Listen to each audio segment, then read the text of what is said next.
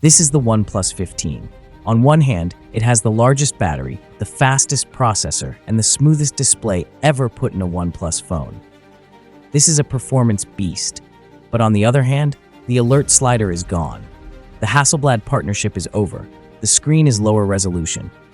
OnePlus took two massive steps forward, but they also took two controversial steps back. Who is this phone actually for? The gamer? The camera enthusiast? Or is this the most confusing, yet most powerful, phone of the year? Let's find out.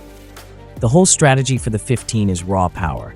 It runs the new Snapdragon 8 Elite Gen 5, a chip built for stability.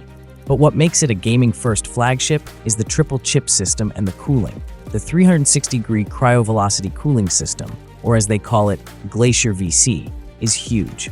We're testing Genshin Impact at max settings, and this phone maintains stable 120 FPS for far longer than any other flagship I've tested this year.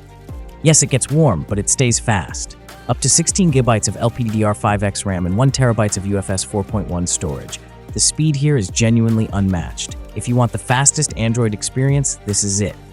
The display is a 6.78-inch, 1.5K LTPO AMOLED panel. The big news is the 165Hz refresh rate. Scrolling, gaming, everything is buttery smooth. It's noticeably faster than the 120Hz competition. Now for the controversy, the resolution.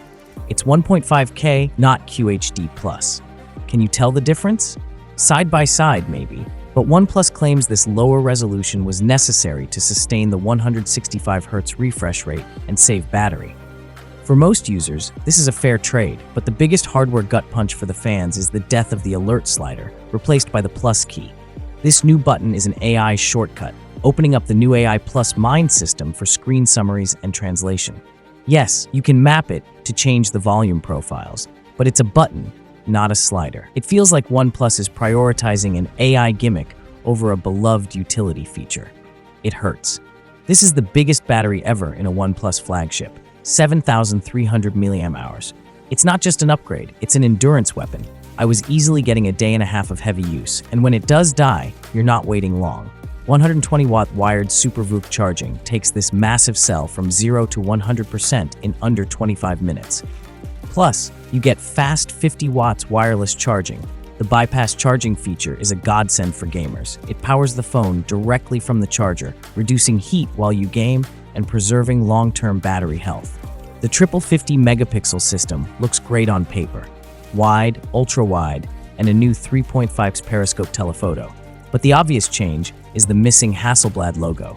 The partnership is over, and OnePlus is betting on its in-house Detail Max engine. The 3.5x optical zoom is sharp, but the sensors themselves are rumored to be smaller than the 13. This is where the controversy hits.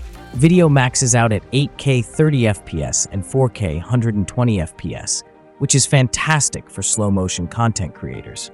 So where does the OnePlus 15 land? It's clear what they've done. They've created a phone to win the raw specs and performance battle.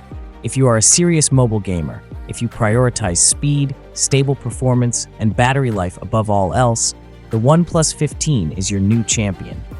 However, if you're a longtime OnePlus fan who values the alert slider, or if the camera is your single most important feature, this phone might feel like a letdown.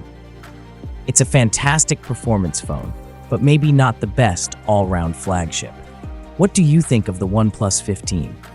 Did they make the right call, trading QHD Plus and the alert slider for 165Hz and a massive battery? Let me know in the comments below. If you enjoyed this in-depth look, hit the like button and subscribe for more honest tech reviews. Thanks for watching, and I'll see you in the next one.